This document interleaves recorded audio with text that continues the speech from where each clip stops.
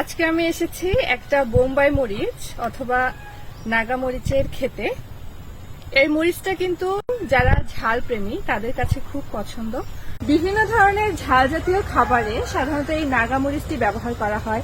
এছাড়াও ইদানিং রাস্তার আশেপাশে বিভিন্ন ধরনের খাবার যেমন ফুচকা, চটপটি, ঝালমুড়ি এসব খাবারে কিন্তু এই নাগা মরিচের ব্যবহার ইদানিং অনেক বেশি পপুলার হয়ে গিয়েছে।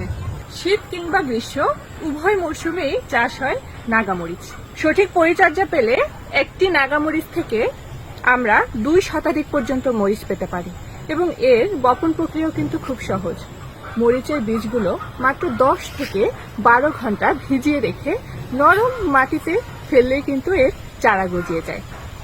এই নাগামরিচ চাষের জন্য কিন্তু দোআঁশ মাটি উত্তম।